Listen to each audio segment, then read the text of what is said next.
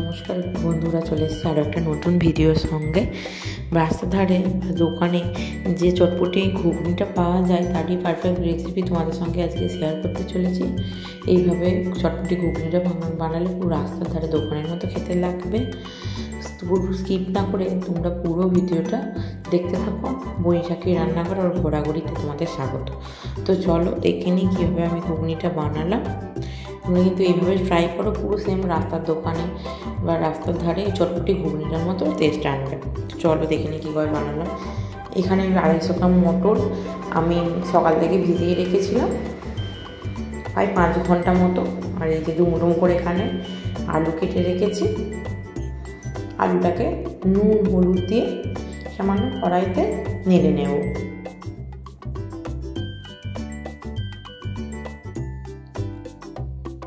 বেশি নাড়ার দরকার নেই, একটু হালকা লাল লাল আসলে আলুগুলো তুলে নেব। আর ওই প্রেসার কুকার বসিয়ে দিয়েছি, তার মধ্যে ওই ভেজানো মটরগুলো আর যে ভেজে রেখেছিলাম আলুগুলো সব দিয়ে আমি 5টা সিটি দিয়ে নিয়েছি। আর এই যে এইদিকে যা যা লাগবে, টমেটো কুচি, পেঁয়াজ কুচি, কাঁচা লঙ্কা, শুকনো লঙ্কা, আদা রসুন বাটা, ধনে পাতা সব আমি রেডি করে নিয়েছি।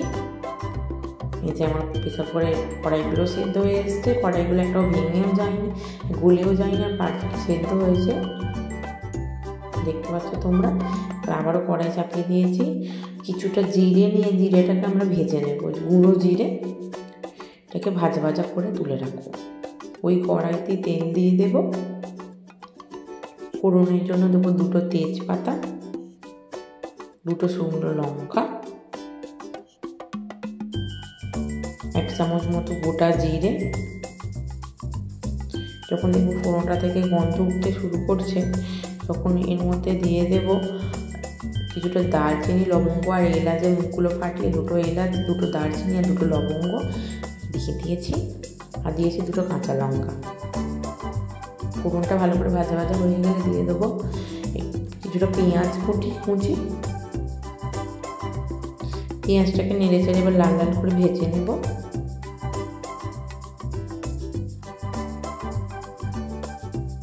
পেঁয়াজটা লাল লাল করে এবং ভাজা হয়ে এসছে। তারপরে এর মধ্যে দিয়ে দেবো 1 চামচ রসুন বাটা। রসুনটাও ভালো করে ভেজে নেবো যতক্ষণ রসুনের কাঁচা গন্ধটা চলে যায়। রসুনটা পেঁয়াজের সঙ্গে ভালো করে নেড়ে চেড়ে ভেজে নিচ্ছি।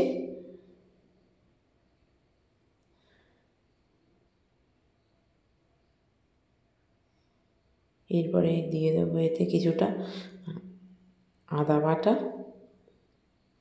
আদাটা ভালো করে মিশিয়ে নেব।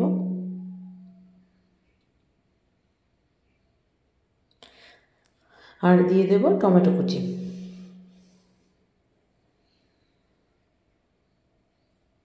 টমেটোগুলো ভালো করে নেড়ে চেড়ে নিয়ে এর মধ্যে আবার নুন অ্যাড করে দেবো যাতে টমেটোগুলো তাড়াতাড়ি গলে যায়। তারপরে দিয়ে দেবো হলুদ গুঁড়ো, সামান্য লাল লঙ্কার গুঁড়ো। তোমরা টেস্ট অনুযায়ী ঝালটা দেবে। আমি যেরকম ঝাল খাই সেরকম ঝাল ব্যবহার করেছি। তারপরে মশলাটা ভালো করে কষিয়ে নিয়ে আগে থেকে সেদ্ধ করে রাখা আলু আর মটরগুলো দিয়ে দেবো এর মধ্যে।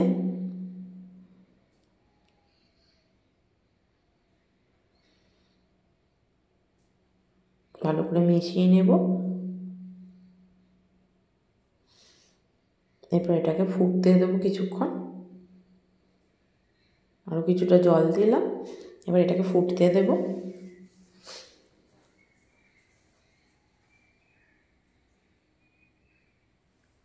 আর কিছুটা চিনি দিয়ে দিলাম, অল্প একটুখানি, যা স্বাদের জন্য। আর কয়েকটা উপর থেকে চেরা কাঁচা লঙ্কা।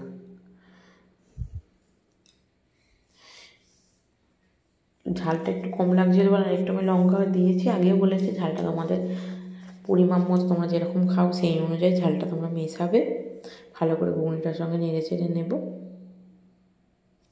ঘুগনিটা আমার ফুটতে আরম্ভ করে দিয়েছে, প্রায় হয়ে এসছে। এর মধ্যে এবার দিয়ে দেবো ধনে পাতা কুচি,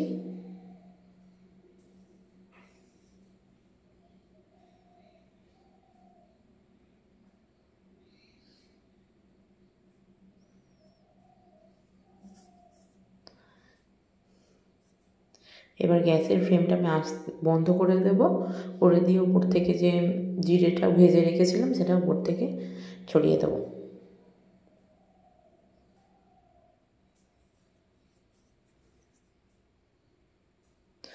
জিরেটা দেওয়ার জন্য একটা সুন্দর ফ্লেভার আসবে, যেহেতু ভাজা জিরে। খেতেও কিন্তু ভীষণ টেস্টি হবে। পুরো রাস্তার ধারে দোকানে যে চটপটিটা ঘুগনিটা বিক্রি হয় পুরো তার মতোই খেতে লাগবে। তোমরা প্লিজ একবার এইভাবে বানিয়ে দেখো, আশা করছি খুবই ভালো লাগবে খেতে। চলো এটাকে এবার চাট করে দেখাই তোমাদেরকে। নিয়ে নেব একটা প্লেটের মধ্যে কিছুটা ঘুগনি কালারের রঙটা খুবই সুন্দর এসছে। এবার কিছুটা ঘুগনি প্লেটের মধ্যে নিয়ে আমি তোমাদেরকে রাস্তা ধারে চটপটি ঘুগনির মতো বানিয়ে দেখাচ্ছি। কিছুটা ঘুগনি নিয়ে নিয়েছি প্লেটে।